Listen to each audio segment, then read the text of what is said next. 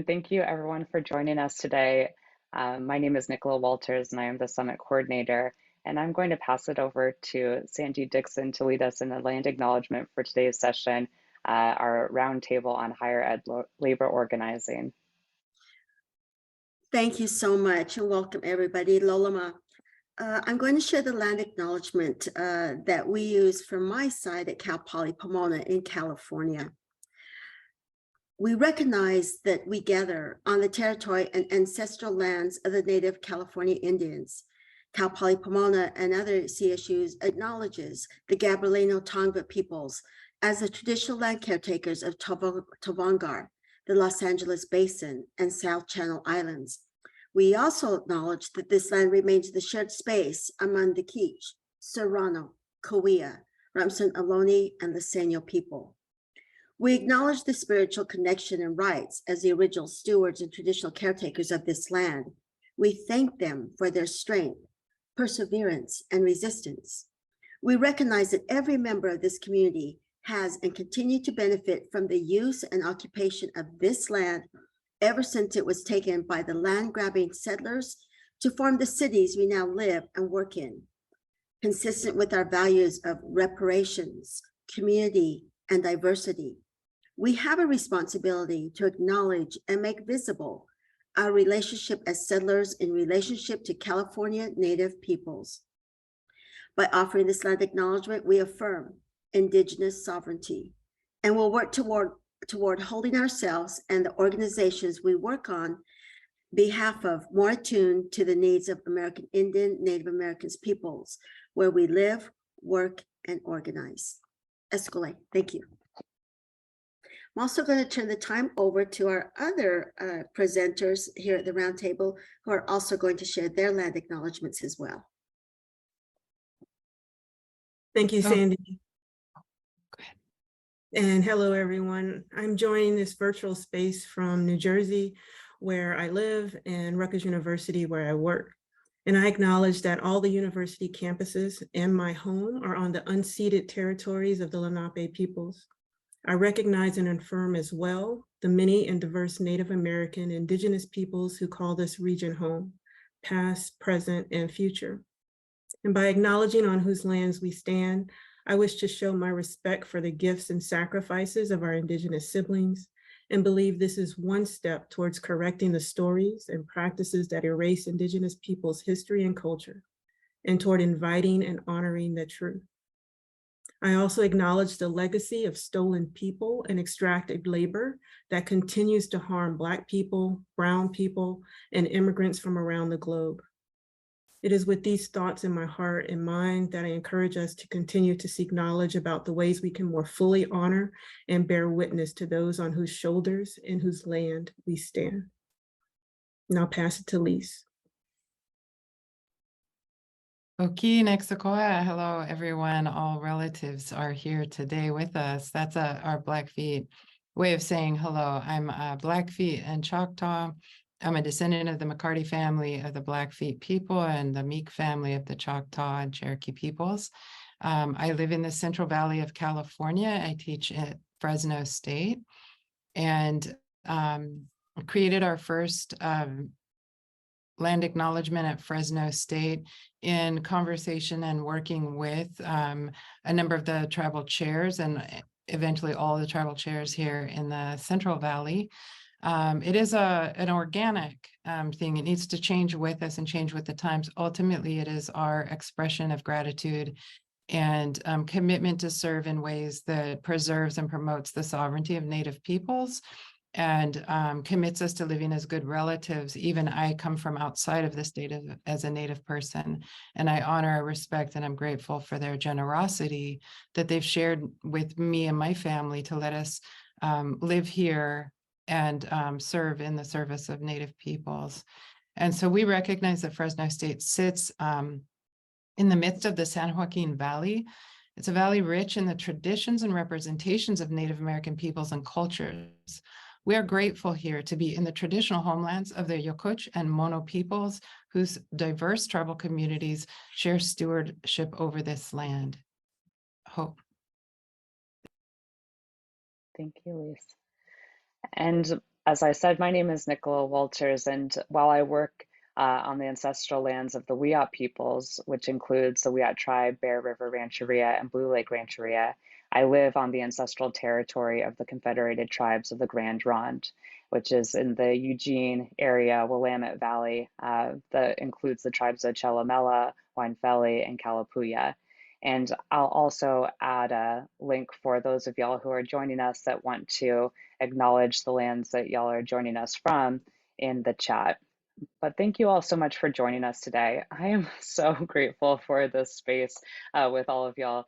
And it's not just because this is something that I work with these folks in lots of different ways, but it's just the context of this conversation today. So I use the pronouns she, her, just as a little introduction to myself. And I want to just acknowledge that in this space for this roundtable, we are all teachers, we are workers, and we are all committed to transforming higher education. In fact, across the country right now, we are experiencing a growing national movement in labor organizing in higher education. We have 6 concurrent strikes happening, though some are in pause from this list, looking at you, Naomi, including University of Michigan, Rutgers, which Naomi will talk to us a little bit about, Governor's State University in Illinois, Eastern Illinois University, Chicago State University, and Goddard College in Vermont, which is also on a pause right now after reaching different points in their negotiations. But these are all symptomatic of the collective frustration of workers across job titles in higher education.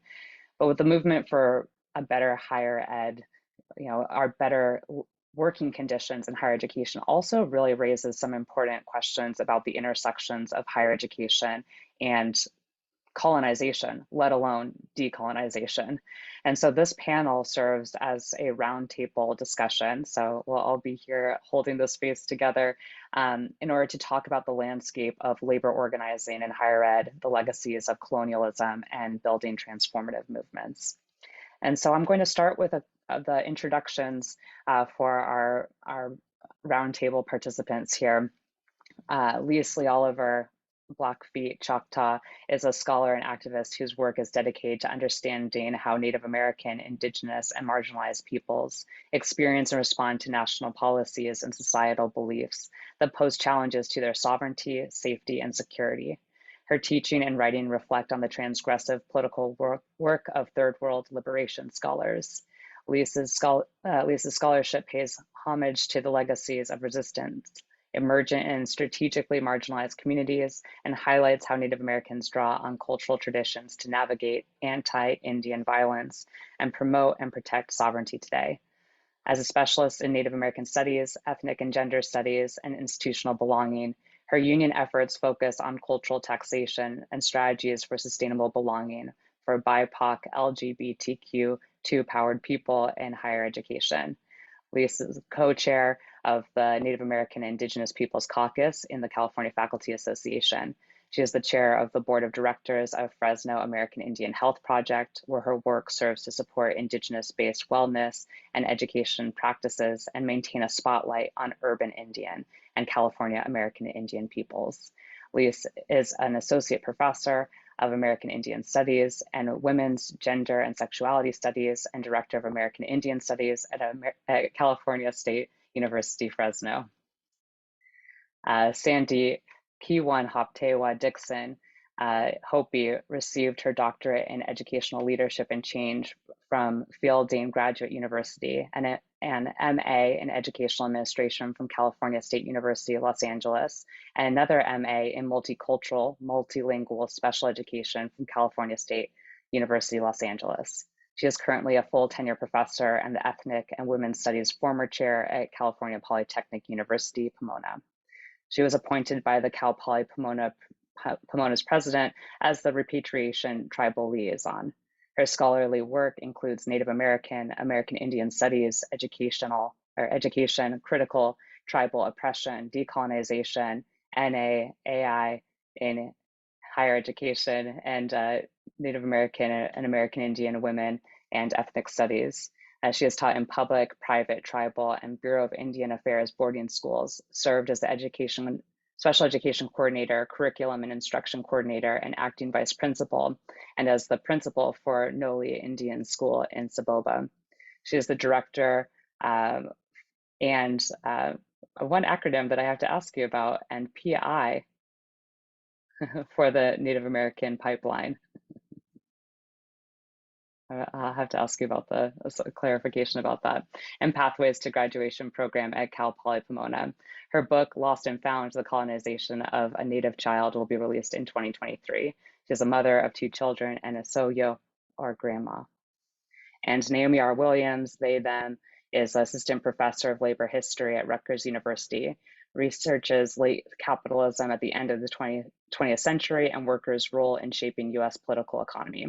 Their primary research interests include labor and working class history, urban history and politics, gender and women, race and politics, and more broadly, social and economic movements of working people.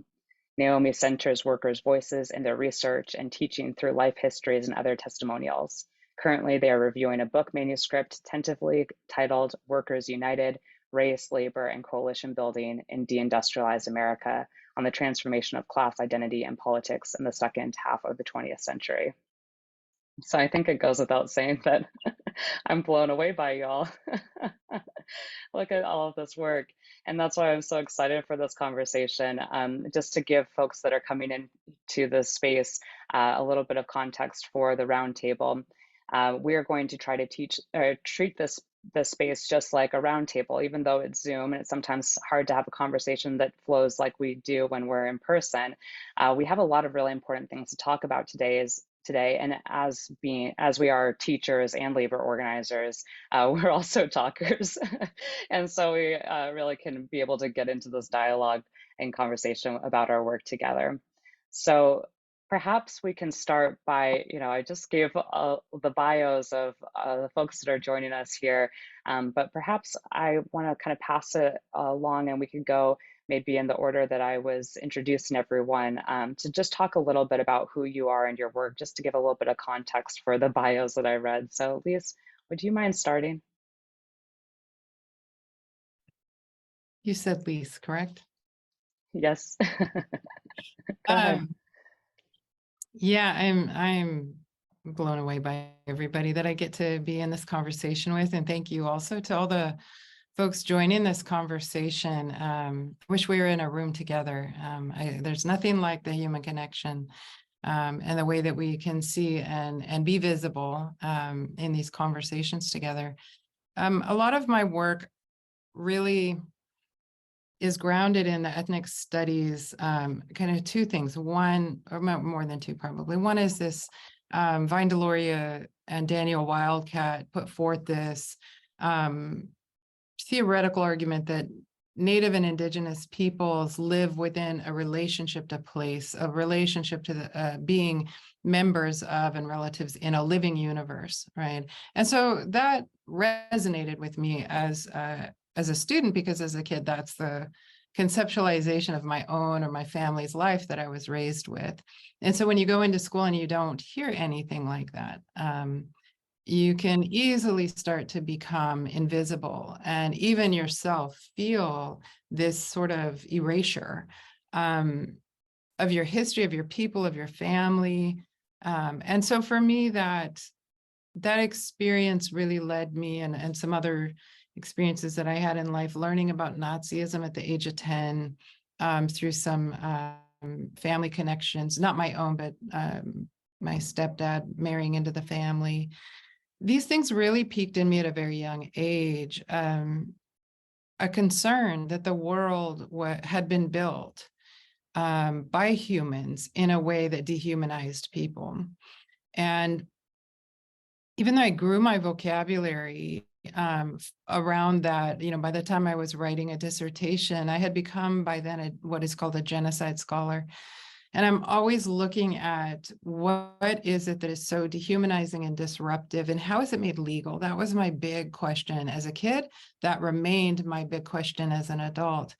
How is it that we can use laws and policies to whittle people down to less than themselves, and at the same time pull them into some sort of schema of productivity. And then on top of that, to pressure people to perform within that kind of redefinition of themselves. And that's a long arc, I get it, right? But that's how it made sense in my mind. That's how it makes sense today. And I see it all around us. And I see it in the academy. And I see what we were talking about a little earlier today, in the ways that we may be valued, and we see that through cultural taxation, but that's not valued as a person. That's valued in terms of what someone else can get by transactionally using us and our labor. And so those are some of the things that I come here to talk about today. I am not an economist.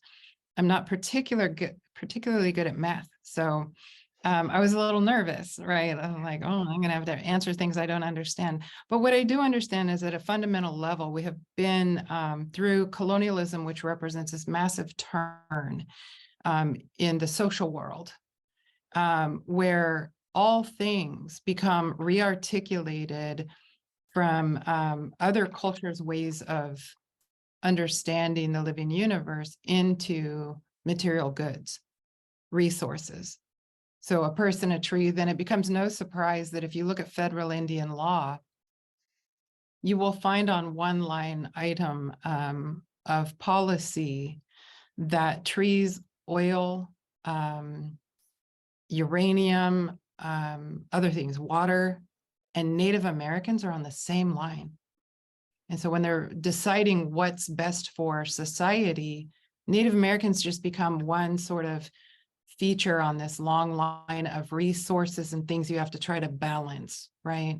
So a lot of that is in my mind today, and having the opportunity to listen and learn from you all and think about how the importance of the work to continue to rehumanize us as sort of, I don't know, illusory as that may sound and philosophical, it is my goal. It is my goal to right the ship so that the students who come into academia, the next generations of professors, thinkers, engineers, mechanics, tree planters, right? That they understand that the value of who they are as a whole human being is the knowledge they bring to that work, makes everything better for everybody. So that's where I'm coming from. I'll just stop there. Thank you so much. Thank you. Sandy, do you want to talk a little bit about how, giving us a little bit, same thing, kind of the context for your work and maybe how you're approaching this conversation today? Thank you, Lolama. New Sandy Konaptewa Dixon, new Hopi too, new Mon Kopi, new Dawa, new So. Again, my name is Sandy Konaptewa Dixon. I am from the Hopi Nation. I'm from the village of Mon Kopi. I am Sun Clan. I'm also a So'o. And So'o is a grandmother, which is everything that's probably the most important to me in her life. Why is it so important? We have another saying that's so meaning that children are sacred. And I carry that into the role and the work that we do, in that our students are sacred. And we have a right and responsibility to be able to let their voices, the marginalized voices that have been part of this Eurocentric institutional racism side of institutions such as campuses, that our students will have that voice. As a student myself, going into public education and being only one of few Native American students, seeing that the marginalization, not knowing all the terminologies during that time, but knowing that through institutional racism and these hierarchical assumptions that we have, or these assumptions that exist where we go to school, that as a Native young person, I didn't fit into this world, and I had to find my way in. I had to find a way to get in. When I had professors tell me that being a Native person, I would not be able to go anywhere, and hearing all these negative things, and so it really got me into the role of hopefully becoming a mentor to students that I work with, and I have spent a lot of time in public schools, elementary, high school, and eventually ended up at Cal Poly Pomona.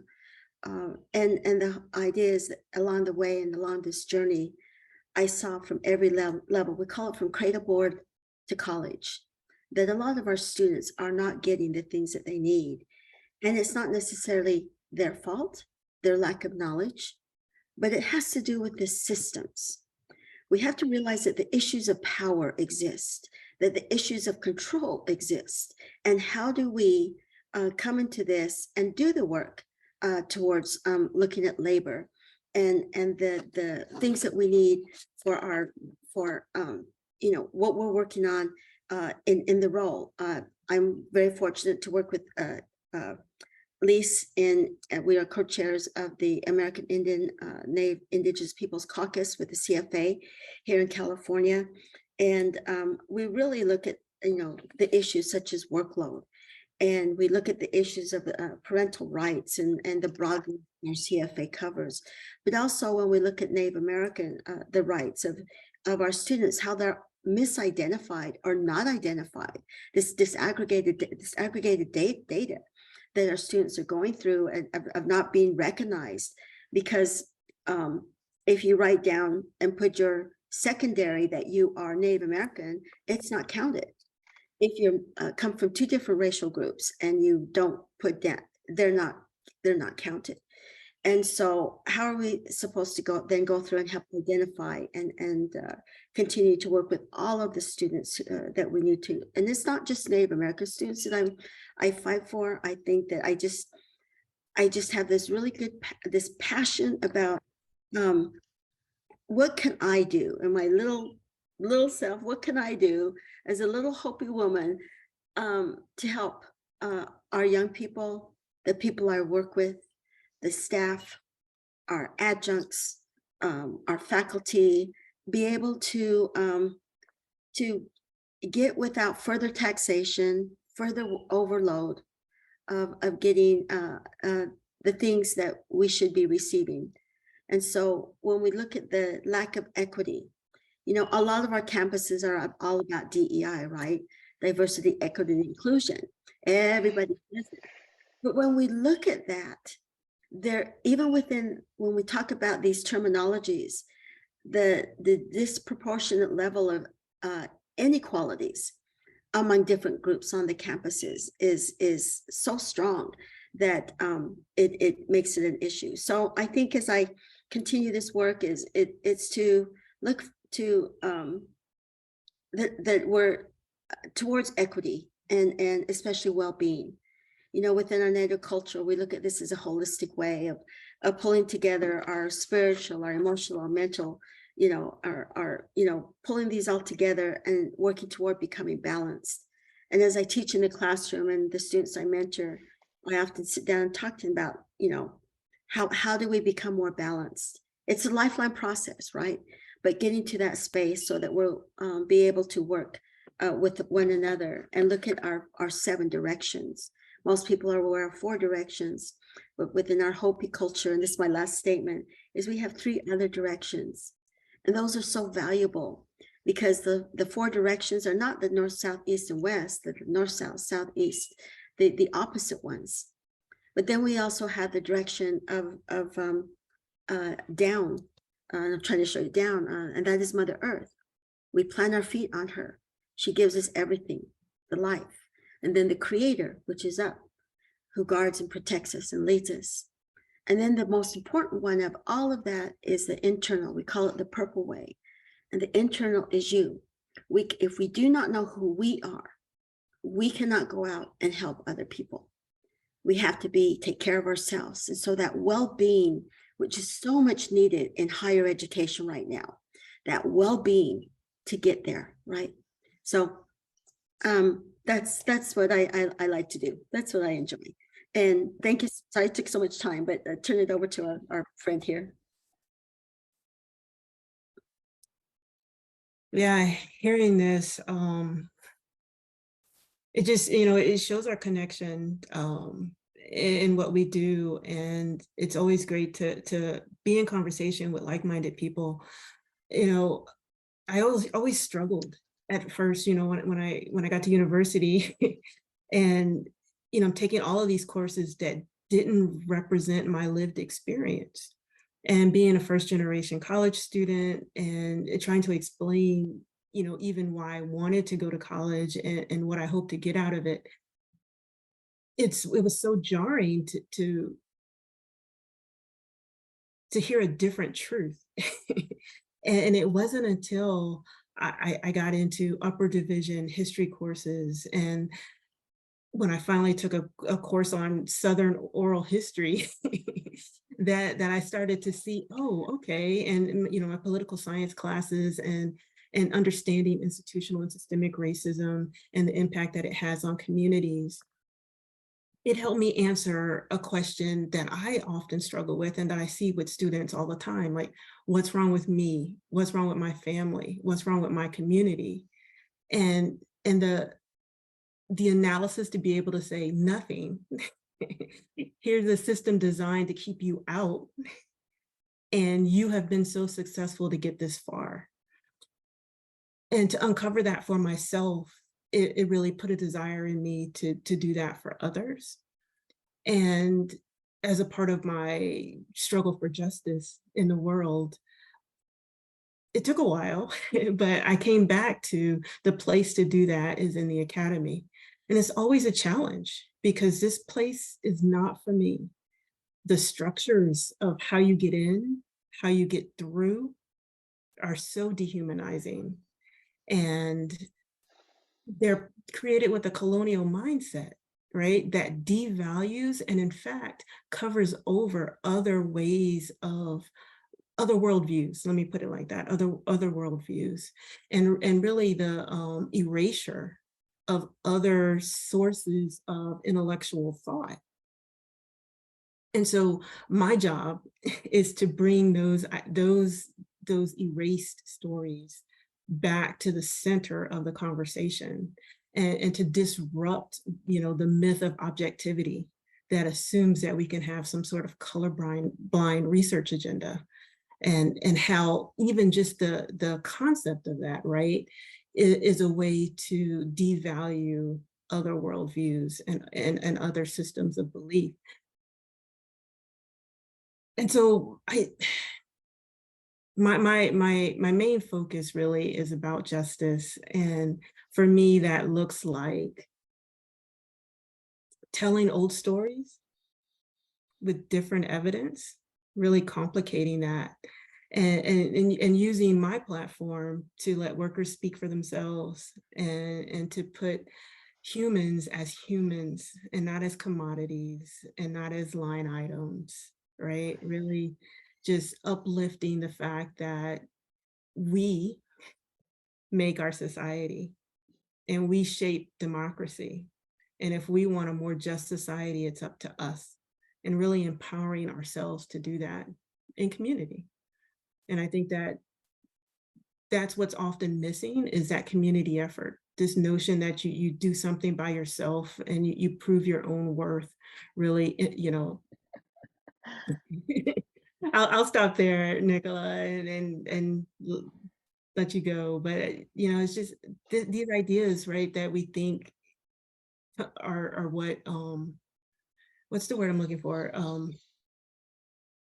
The notion, right, of what is scholarship and what you have to do to prove that you belong, right, in the academy and to, I'm an assistant professor, with distinguished colleagues, right, having this conversation. And the delegitimizing of intellectual communities, I think is the most harmful thing that can happen in the academy. And we have to complicate that. We have to break it up. We have to demand something different. And so I'm doing that from a very tenuous position, but I actually want to acknowledge that I have a lot of privilege as an assistant professor in the tenure stream at Rutgers University, right? And so I'm going to use that platform to make sure that as many people as possible can get through if they want to.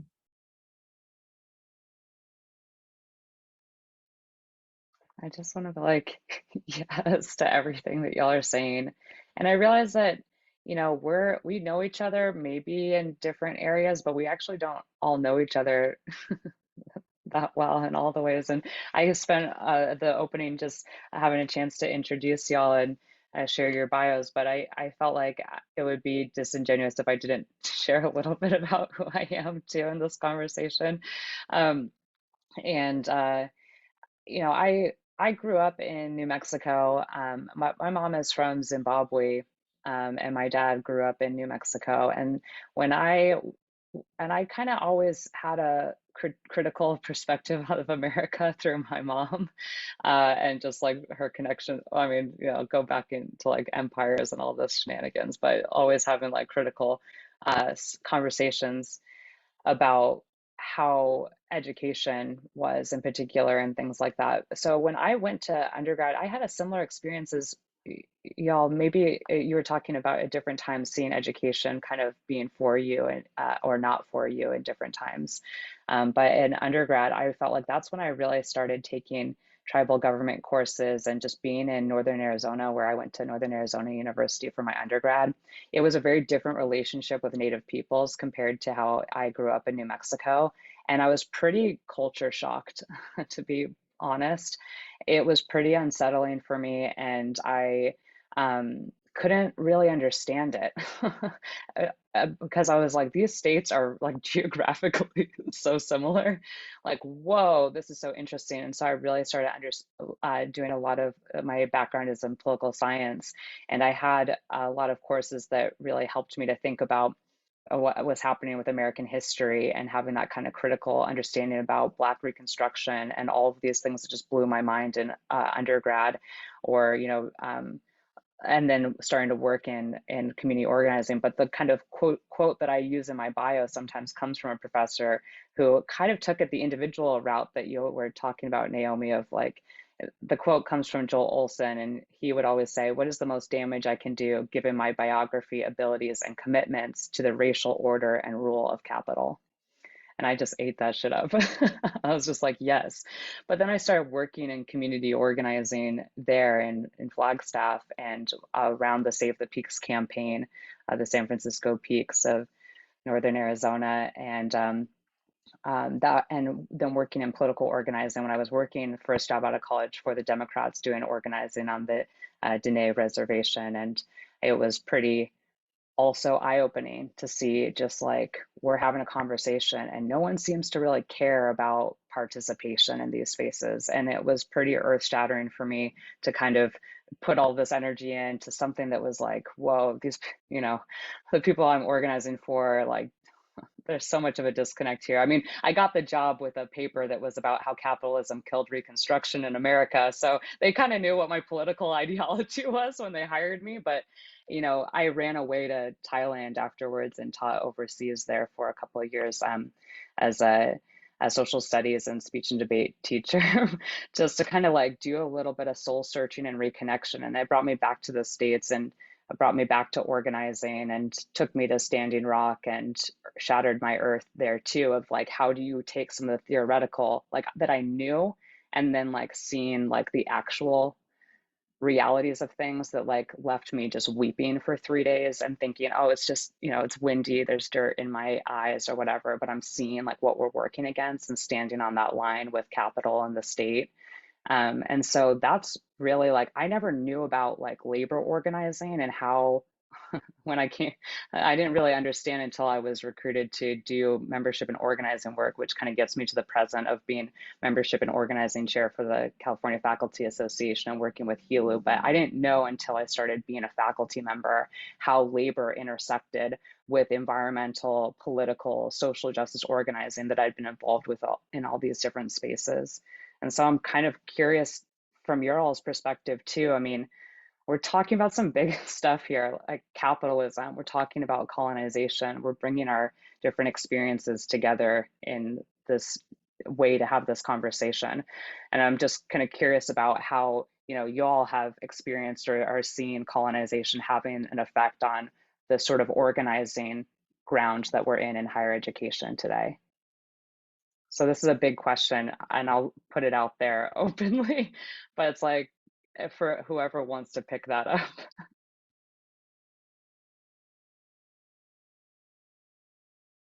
I could start a few things. I always feel like with a question like this, like, oh, there is not enough time in the day, right? So please forgive me for any like limited, if this feels like snippets. But some of the thoughts that as I was preparing for this and listening and working with colleagues, and I've been in and out of different types of educational institutions. Where I grew up was a very poor, rough area of Long Beach, California. And I loved it and I was happy and I was a great skateboarder. So just to say, right, what I love about these deficiency models that were often described through, right? And so I want to start with this idea that words matter, because words have in them concepts, right? And like, Sandy, thank you for sharing the Hopi 7 directions, right? It's like people make so many assumptions that, oh, Native Americans, you have your 4 direction thing, right? But what a beautiful lesson for all of us here, and a reminder of the importance of our interconnectedness, because a lot of that gets erased. And those really valuable ways of thinking about human and non-human, I guess, relatives aren't really in the academy. So when I think of the academy as an ongoing reflection of colonial ideology.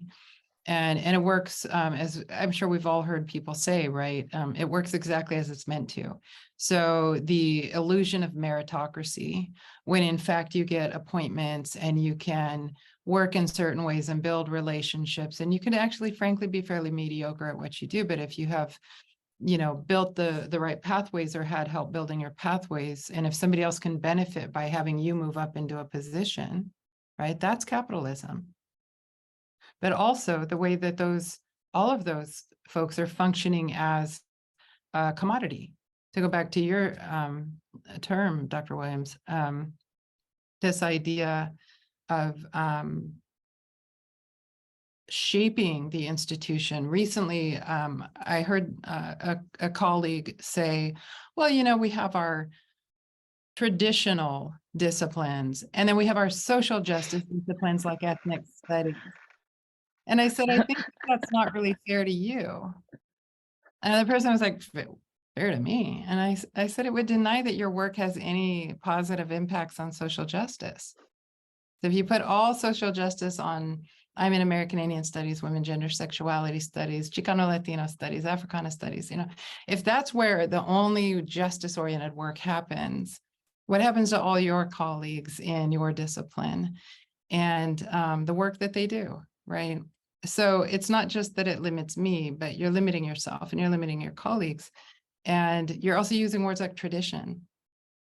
And so tradition, people argue, must be upheld. There's something quality, there's something good, right, about traditions, right? When actually, if we think of traditions, if I think of it in the Native American context that I've grown up with, I understand that our traditions are deep and complex and well honed over thousands of years, but at the heart of them, at the ethos that is in like the nucleus, right? That this is about protection. It's about 7 generations. It's not so human-centric. It's not so individual-centric, right? The traditions are about growing, supporting, and sort of generating life and purpose and futures, right? And respecting others. So this other idea of tradition, the traditional academic departments. I was explaining to somebody earlier today, well, if you look at the history of the creation of the modern university in the United States, and Nelson Maldonado Torres talks a lot about this. If you ever go on YouTube and look him up, Nelson Maldonado Torres, he's one of my mentors for ages. He was my dissertation committee member. So one of the things that I studied with him was the creation of the modern university. And if you get into that long history that takes us into European societies, right? So again, a tiny portion of the world, an even smaller portion of members of those land bases, right? You get this teeny tiny group of people who formulated what matters. And in the case of tradition, right, you can have people argue that what we have in the modern university is really good because it's dependable and it's traditional disciplines focus on objective learning, right? I mean, objective and empirical knowledge, right? Which is antithetical to human experience. We can work to be objective, but we have to work at it. We're not inherently objective because we're a political scientist or a historian, right? And so the language can fool us, right? And so for me, that's some of what I think about, you know, the idea that out of colonialism came meritocracy, and also the dehumanization of most of the people on the planet, right? Literally, women discounted above, like, just at birth, right? And people of color discounted as wholly human. It happened to people, indigenous people of Africa and Native American people, written into law as less than human. And then what you can do to people who are less than human, right, knows no boundaries. That's how we ended up with enslavement. That's how we ended up with genocidal laws to being allowed to kill Native American people using genocidal violence, because it was written in laws that it was permissible and necessary. So the language, and I ended up becoming a legal scholar too, because I needed to understand, like, how is it you all told yourself this is okay? And then wrote it into law so that you could do it and employ other people to do it, right? So for me, I think that's some of it. Just lastly, that we could take this into thinking about DEI. What is the language we use in DEI? And how much of the DEI work is really based on performance, the performance of, so you have how many, you know, how many people that represent diversity on your campus, right? And so does that discount everybody else, right? It's a logic that we live with and work with that is really illogical. And I think that for me, one of the ways to decolonize is to step back into those words and take them apart, look at their origins, look what they intended for us to be able to do with those conceptualizations of empowerment or disempowerment, right? So I'll stop there. Again, not enough time in the day, but thank you. So this is great. I love it. And by the way, those of you the audience, you know, just come on, jump on in. And I know that you're probably experiencing some of the same things where you are and what's happening. And we're really talking about settler colonialism, right? In the fact that what's happened because of colonialism continues of today, of the experiences that we have, and in our struggles now for racial justice, right? And where we're going. And you know, I think about the words that Lise shared about, you know, and the dehumanized and how those things are still happening on our campuses, and that we don't think about it. But I can give you a real quick example at Cal Poly. The cultural centers were put into, on our campus, we have what the Kellogg, well, of course, Native Americans had that land, Californians had that land, but our campus really looks at that. It was a Kellogg, Mr. Kellogg, that owned the land. And in doing so, he left the idea that he'll give the land to the state for Cal Poly if they would continue to take care of his Arabian horses. So Cal Poly still does this. So we have these horses, and there was some beautiful stables that were built for these for the horses, but they ended up building a nicer place. So they had these empty stables. So they created these stables into offices, and the offices then became the places for the cultural centers. And these are stables for animals, and they look nice. You know, they painted them, they look really nice. Over the years, and I've been there 16 years, all of the cultural centers have been able to move to other locations except two groups. And that is the Native American Student Center and the LGBTQIA+. We are the ones left in there. And remember, we were referred to as animals. And so to have us remain in stables for animals For some, it's like, oh, well, at least you have a space. Okay, you get all that information. Well, you know, and for some, it doesn't really matter. It's minor, but it matters to my students, our Native students, the other students, and they recognize it. And when I teach about this and bring this up in my classes, it's like, what? And they see the results of the ideology, and that you I'm going to go back to that Western worldview, Eurocentric view of that Native Americans were animals, and that they called us animals because they couldn't take the land if people lived there. So if they refer to us as animals, then they could do so, right? So in doing that, we see things like that happen. And I think when that continues in higher education and our administration, other groups do not recognize this, and there's such an imbalance in equity, and even among people of color. And I would even go so far to say that it's very sad, and I've had this conversation with others, that even sometimes within people of color, and I'm going to be really honest and transparent here, we've had these conversations that amongst ourselves, sometimes we'll see that that we are not good to each other. We don't treat each other with respect. It's like climbing out of the ladder, you know, that crab theory. You have the crabs all in the bucket. And when one's trying to go up and reach the top and get out, there's all these other crabs that are pulling it down, right? That's so not our traditional ways of being. And yet we see this in these institutions. And I think it's something too that we should really sit down and have these good conversations. And at our university, we do this with the women of color. We sit down and we talk about these things because it does happen among women of color as well. So how do we address this? How do we start showing the respect that is needed? Because, you know, we have to, when we fight together, and we have a saying in our when we fight together, we win, right? If we can work together, and that is inclusive of our students as well.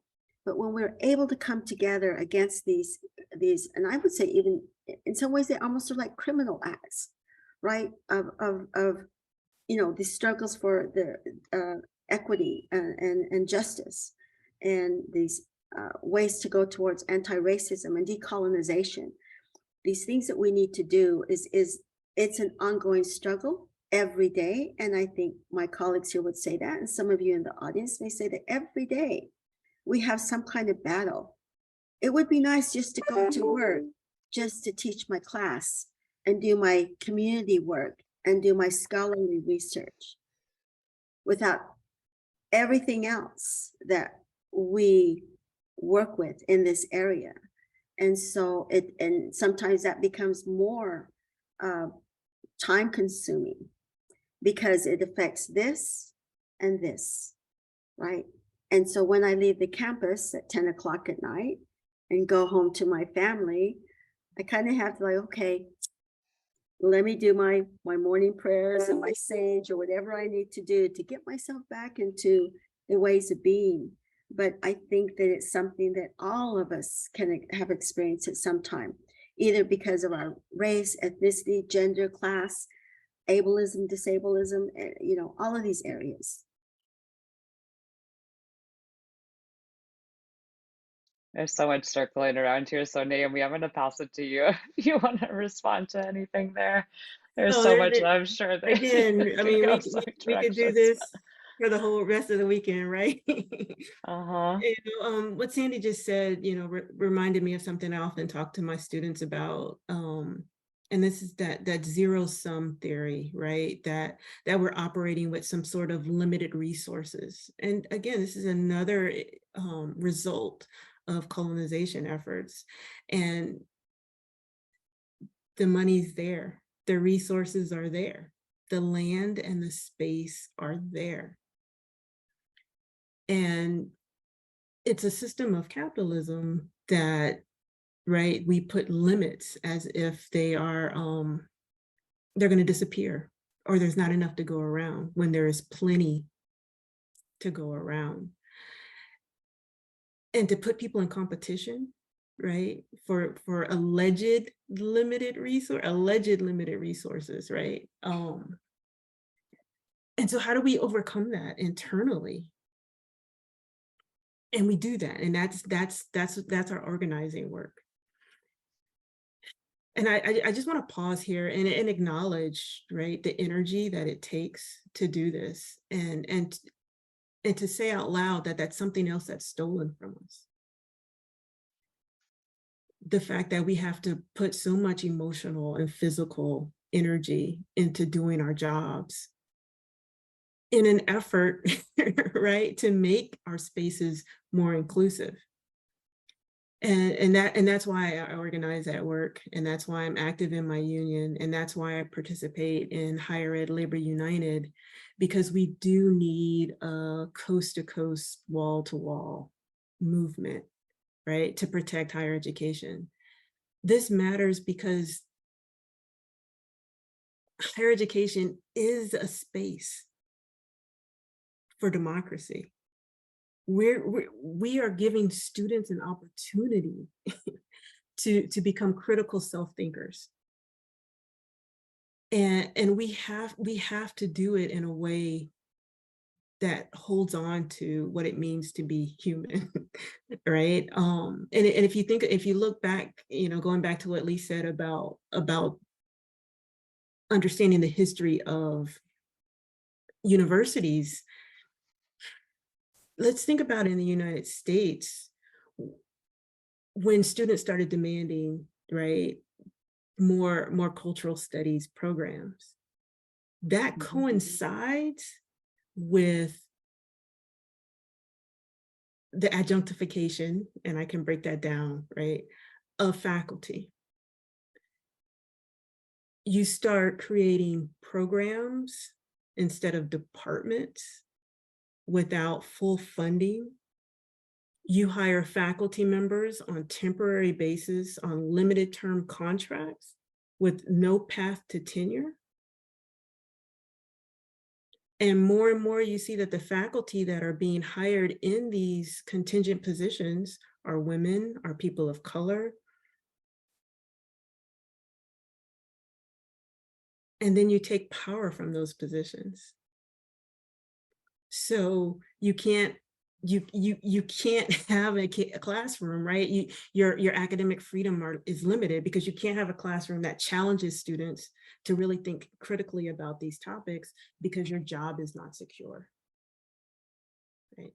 And that's why I organize, and that's why I fight to make sure that jobs across campuses are more secure, because it's essential that we do this work in a safe environment so that we can give the students everything that they need in order to become critically engaged thinkers themselves, right? And it's, I often feel torn about being in the academy because I know, so right, Rutgers faculty, we are in the middle of a suspended strike right now.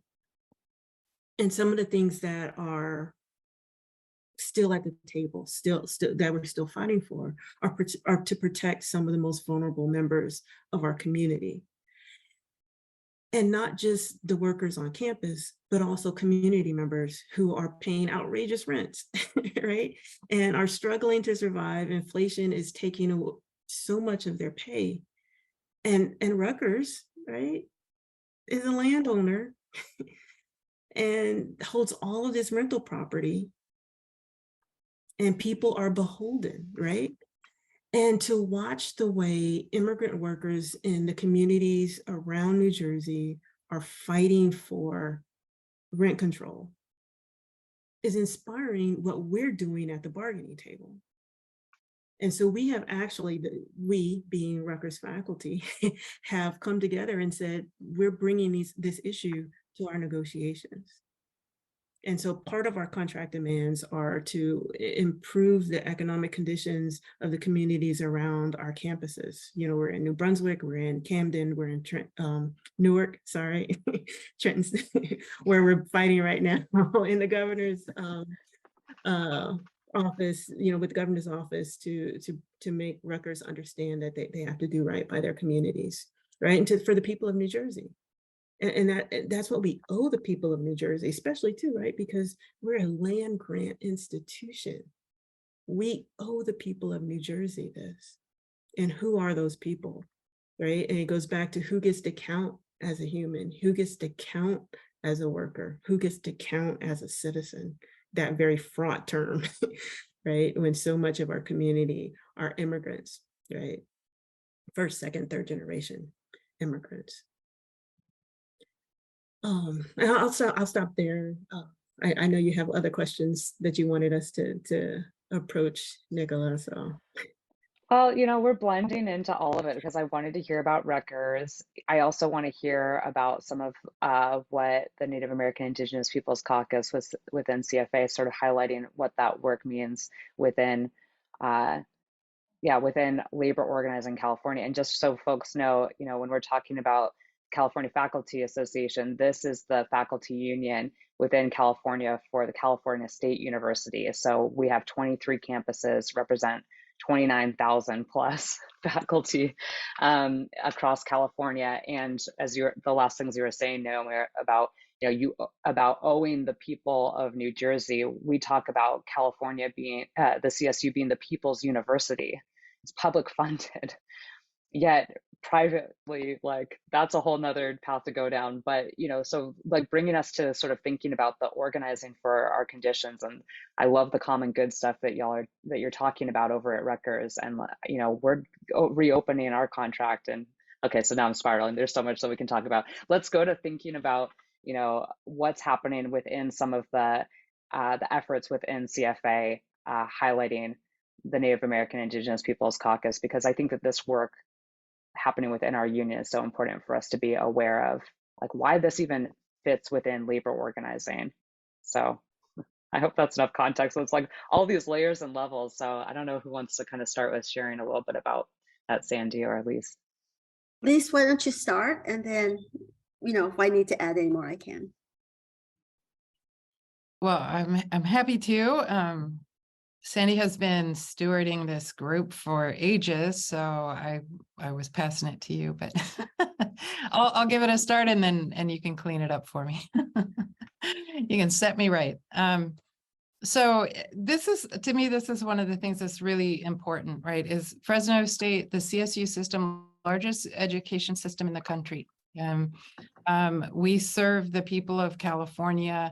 We receive tax dollars, right? They call it stateside funds. And so we literally have a responsibility to the public. We're public universities and throughout the state, dotted throughout the state. So what's the problem with access, right? And then once you're in, what does it mean to serve the public? What does that mean? In my mind, that means that our curriculum needs to speak about and for and prepare people to go to work where they want to go, whatever their dreams are, right? So for American Indian Studies, while the campuses across the country use a mathematical model to say whether you're serving Native Americans or Hispanic serving, that's a numbers game. That's how many people do you have on your campus who are actually enrolled, right? For Native Americans, we just don't meet those kinds of numerical thresholds.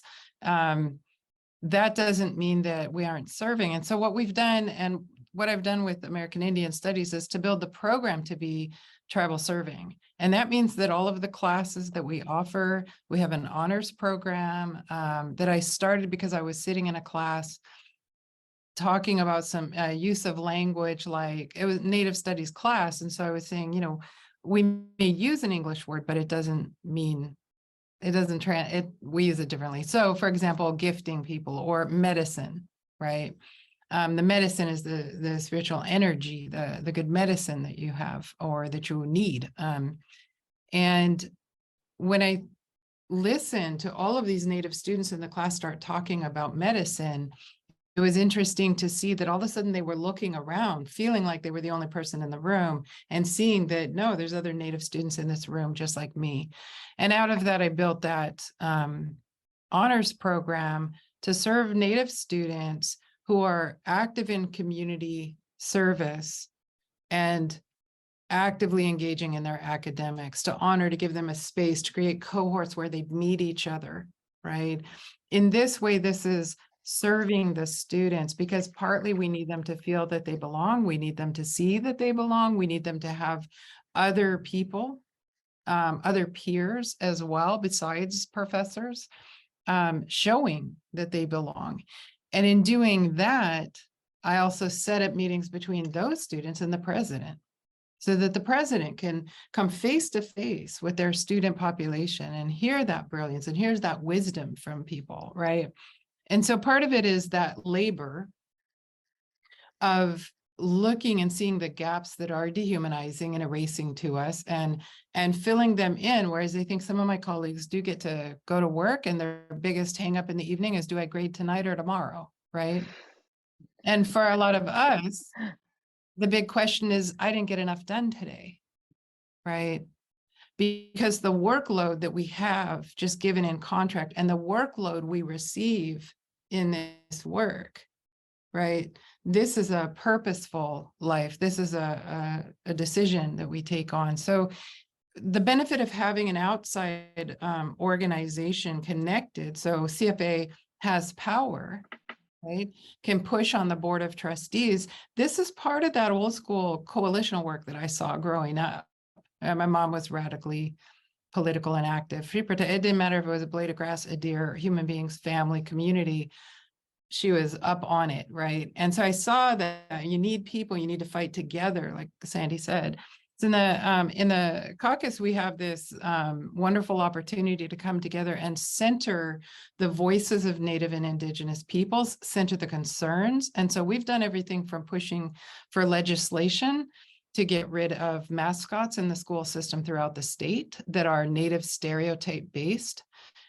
We have pushed for legislation, and we're still back at the table for what Oregon already does, which is tuition remission for Native people from those geographic areas. Doesn't matter if you were raised your whole life in Australia, right?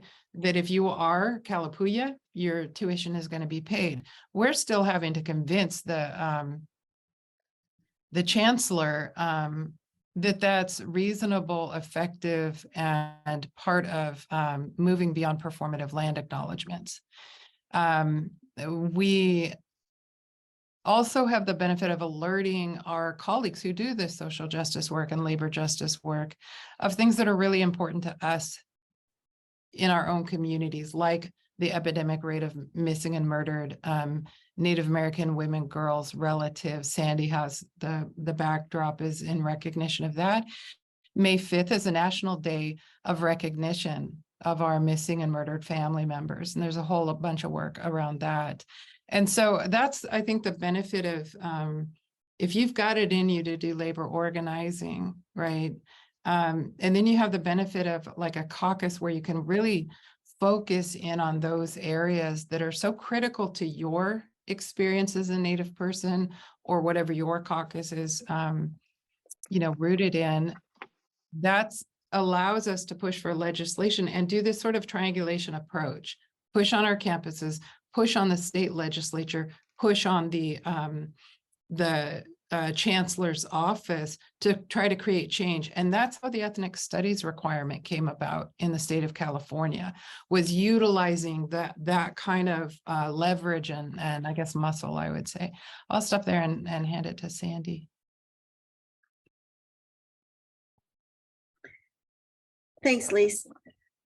What I enjoy most about our caucus is that we work with other caucuses across the CFA. And, we have all the different caucuses that we have. We have the API DESI, we have African American, Black Caucus, we have Middle Eastern Caucus, we have Chicano or Latinx caucus. And so we have all these different caucuses. We have one for adjuncts, we have one for counselors, We have all these different caucuses. And when one of them is interested and wants to push a resolution, they share it and ask for comments and kind language into moving it forward to our caucus. And we just completed this last week. And it was around mental health and the need for counselors in our CSU system. The numbers of the ratio of counselor to students is way over the legal requirement. I think it's over 1 to 2,000, and for this that's how it is for the CSU. But for the requirement is 1 to 1,000 to 1,500, which is way off too. That's ridiculous. And so we work with other caucuses, and we look at the areas of the need for, like, the number of librarians that we don't have, right? And the ratio needed. But within our caucus, again, the ones that Lisa stated, we also have been looking at a letter we recently got from the Chancellor's office that came from another group that Lisa and I are in for the CSUs.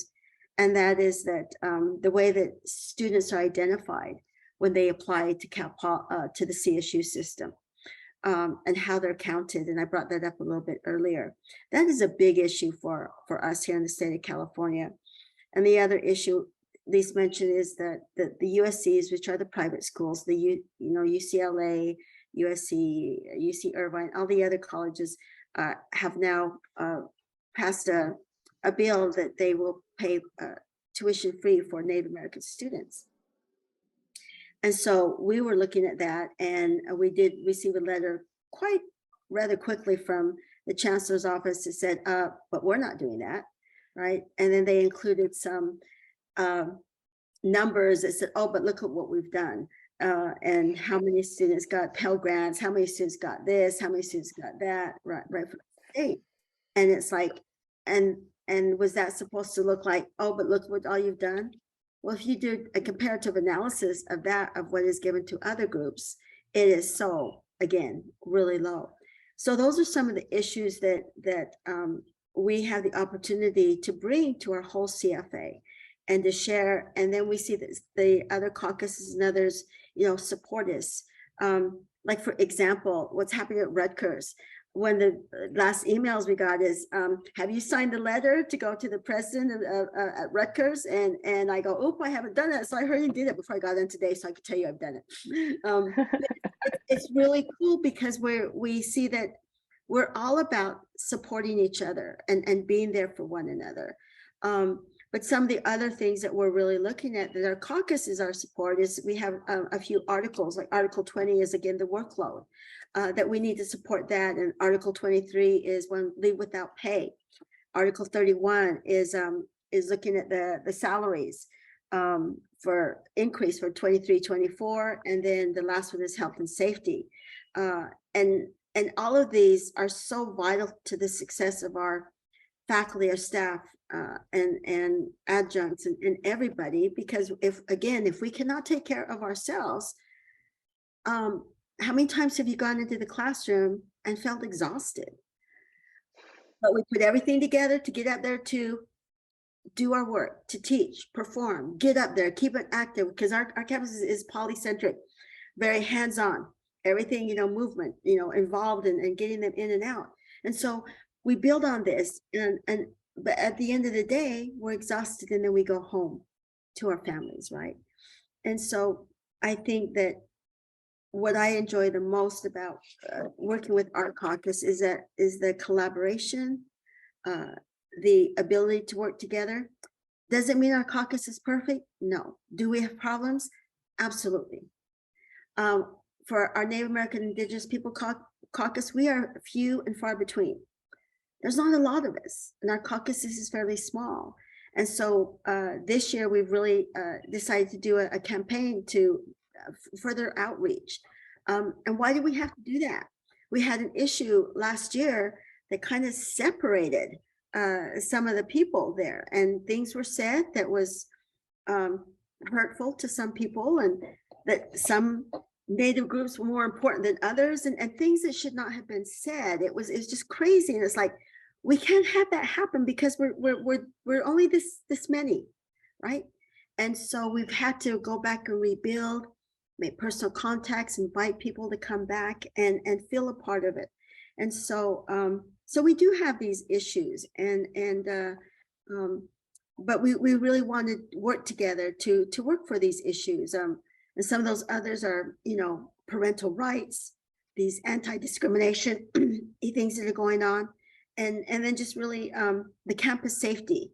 I know you're aware of what's happening on a lot of campus, but in California, the policing and issues that we have going on, and the issues that are happening at all the campuses, and how students are being treated, and even faculty of color are being questioned. I have faculty who was walking to her car late at night and was coming back from the gym, so didn't have, I guess, faculty attire on, and was stopped and questioned about, what are you doing so late in the parking lot, right? And it's like, hello, and kind of giving a hard time. We've had other students that we've had an incident on our campus called the red shoe incident, where somebody was identified, an African-American student, and was said that he had these red shoes on, he represented gang, and another person felt intimidated by him. The person that called him out was a man about 3 feet taller than him. By the way, the student never did have red shoes on. So these issues that are happening on our campuses are things that we're able to bring and share with each other in our caucuses, and being able to say, how can we work together? What can we do to support each other? So those are my thoughts. Thank you so much for sharing that, because as Naomi was saying, you know, we have, and I've shared with Naomi, we've talked about this through HELU and stuff, that, you know, we're kind of in this space where CFA has really been working so much on anti-racism and social justice, as there's acronyms flying around everywhere, and we're all kind of rolling our eyes about it because we need to get to the core of what the intention, Leas, like you were mentioning, is actually asking of us, and what's the motivation here and the outcome. But you know, other unions and you know, if we're looking at in higher education, the landscape is a lot of folks don't have the ability to unionize in a labor-friendly state like California. And so there's a lot that we're kind of learning from each other all the time, offering that strength and solidarity. But it's really difficult right now in higher education and labor in particular. So I want to call in a couple of the things that are coming from the chat, where people are asking about this whole need to strike. And the question comes forward from Maya asking about, do you think it takes strike these days in order to achieve our demands for reasonable workload, reasonable compensation, adequate student supports, and faculty supports? And I think I can speak for everyone in this room that it is yes.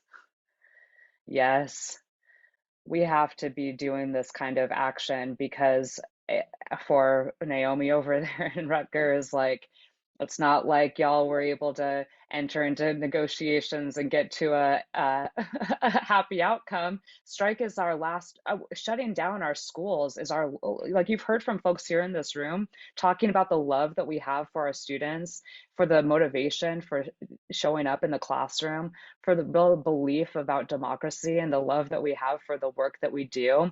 Why the heck would we want to shut down our schools? It's really at that breaking point.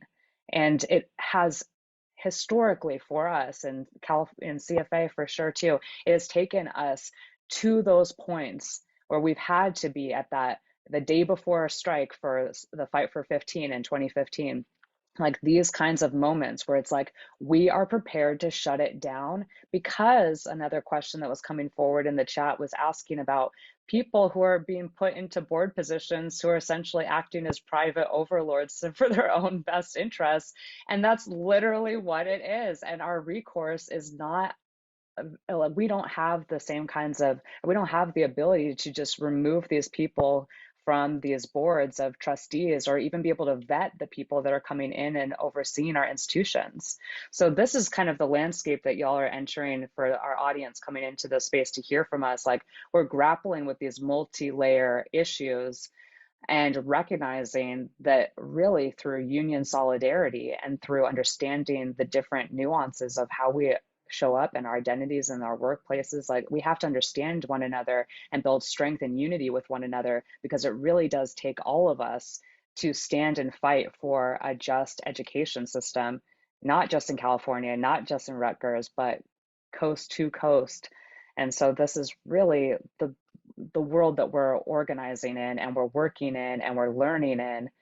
We say in California, well, we say in the CFA, but I think that people say this everywhere now, but our student learning conditions are our working conditions.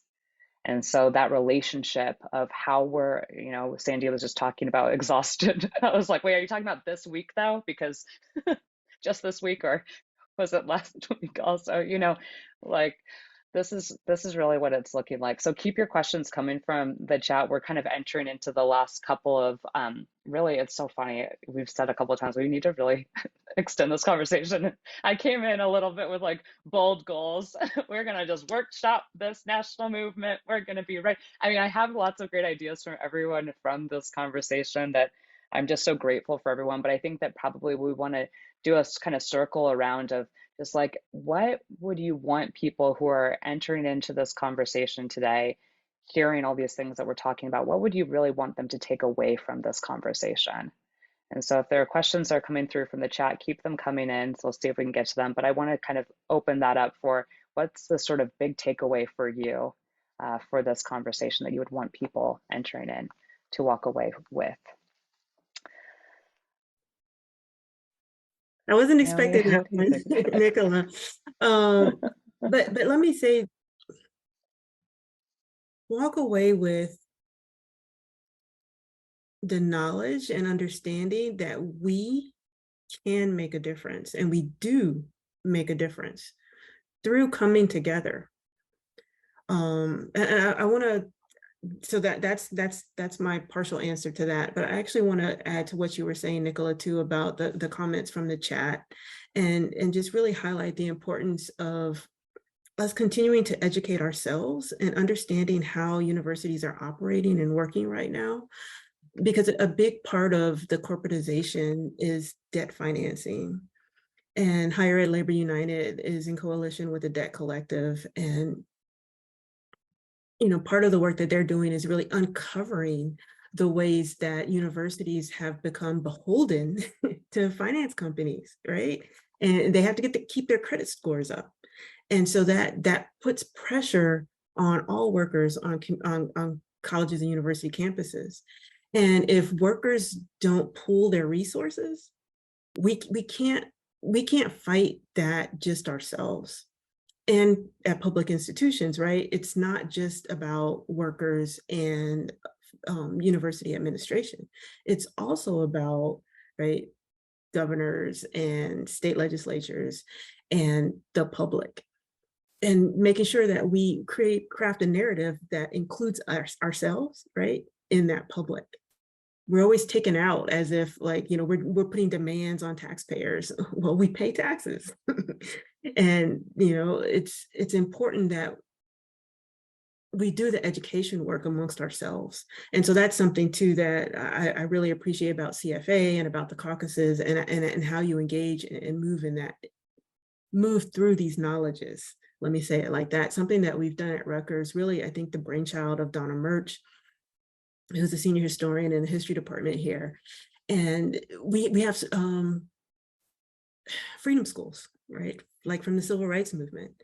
And when Rutgers University tried to fire all our dining hall workers at the beginning of the pandemic, and just across the board layoffs to adjunct faculty, it was really these freedom schools that centered the voices of those workers that got the most privileged faculty members to understand what was at stake. And so that allowed us to create the coalition of Rutgers unions. And that coalition has led to what's happening right now. All the faculty voting to join one union. So we're not three separate unions bargaining independently, being pitted against each other. They're still trying to pit us against each other when we're sitting at the table together. right? And we're fighting for graduate students to have 5 years of guaranteed funding so they can get their PhDs without that added stress. And what they're trying to do is, right, give everybody else raises and tell graduate students, oh no, you'll be fine, right? And so we have to continue to center the voices of the most those in the most precarious positions. And if we center their voices and if we meet their needs, then we're all better off. But that takes education work, and that takes community, and that takes a different way of thinking about knowledge and knowledge creation. And so I think that honoring our ancestors and our traditional ways of learning in that broader sense that Lisa was talking about before, right? That's our path through. And so holding that, and for me, centering justice in everything, right? That's our path through, and we can make it. There's so many attacks happening right now, but we're not alone.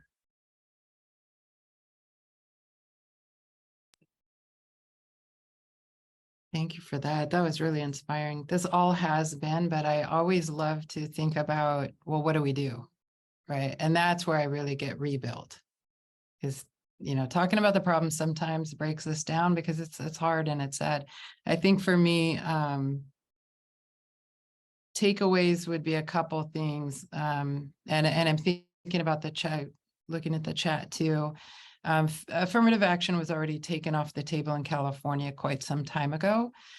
And I think of that issue as part of this, is a really important part of this, the corporatization of the universities, the power given to corporations who pay for research and things like on this campus. It comes down to things even like if you order food to be delivered on campus for an event, it has to come from university catering. You have to go there first, super high prices.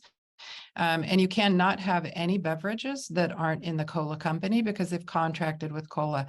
How, right? Why is that smart? The access to food, quality food that we have on our campus, if you're working all day and you didn't bring your lunch, the threshold is very low in terms of the quality, right? And healthy food and a healthy body, a healthy mind and energy go together. So is a rethinking. How can we rethink? I think it starts with us, and this goes all the way back to the 7 directions in a way, right? It's because we have to start internally and think, where are we coming from and how much can we do and in what amount of time? And I think that one of the things I learned this year is really important for me. This is when Secretary of State Shirley Weber came to our campus to celebrate Africana studies. And she pushed the ethnic studies bill through legislation. She shared that over an 8-year period, she had coffee with, walked down the hall with colleagues, and just talked in little ways about her life as a Black woman in society, coming from the US South, what it was like, what post-segregation is like, what it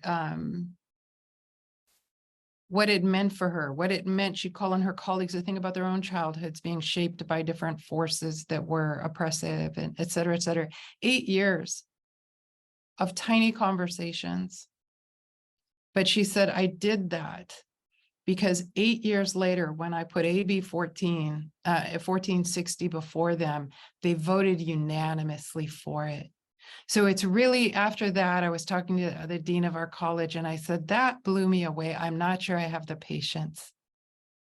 And she said, Dr. Weber has an understanding of the importance of the long game. We have to do everything we can. And I had the wonderful opportunity of working with Dr. Wilma Mankiller for years. She came and lived in my home community and supported us and helped us out. That's what she did with her life. And people would say, well, do you want a monument built to you? Do you want a this and that? And she'd say, I just hope that what I'm doing is helpful to other people. So when I go inside and I think outward, I think, what works in this work? One is that I do try to remember to grow strength in myself. Today I went to our native garden on campus. It was actually built by one of the tribes, accepted by the university as a space for weavers to go and get supplies, because most of the land in California, even though treaties make it their right to go there and gather, other laws like property ownership made it illegal for them to go gather plant medicine. So they put one on our campus, which is lovely. I spent time there today just to get grounded, right? That's part of the work. Being true to yourself. You matter. Every single one of us matters, and being that truth that we hold. And then look for your partners and know that these are the things that leverage universities. Working with people outside your university. I saw about the private schools and trustees that are all connected to corporate powers and all of that. You know what they don't like? They don't like bad press. Bad press is one of the quickest ways to get them to buckle and sit down and start talking. So if that's what it takes, right? When students protest, if you protest, if you strike, invite the media, right? I feel like they're going to just be like, Lee, shut up, right? But it works because that's what they want, is that you are suffering under the darkness, that nobody outside of your institution knows your struggle, hears your struggle, and that allows them power. So we right here, we are working in coalition across this country, just in this conversation. This is power, right? Going home and strengthening myself, that's power. Working with Sandy and all the work that we do out here in California is power. Being invited to this panel, right? These are the ways that we have to stay strategic, and you have to find the things that help you leverage, that when they won't listen to you, or they don't, or they reformulate what you're saying into a capitalist mode of production, right? You need somebody on the outside sometimes to come in and level that hammer. And lastly, I would say the point of having folks that we were working with who caused some division, those folks actually really succumbed to the desire to be recognized as really important individuals. And they separated themselves from us. It is no fault of anybody's if somebody is desiring, and I remember as a kid hearing people complain, oh, they want to be on the cover of Time magazine, right? They want their face known. I want my work known. I want that, like the beauty of Woman Man Killer and Sandy and all of you here, that whether people know who we are, that they live a better life because of what we do. And to do that, we have to be agile and creative and leverage, just like all the people before us. And the reason that we're able to sit here and have space on a panel and be on faculty and tenured, this wasn't meant to be. So I appreciate all of you. Back to you.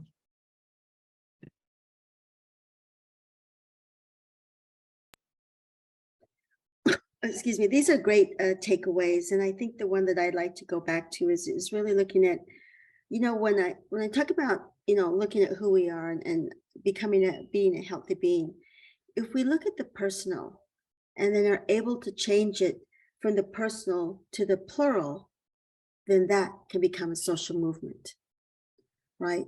And there's an author named Lee Anderson who's written a book about reconstructing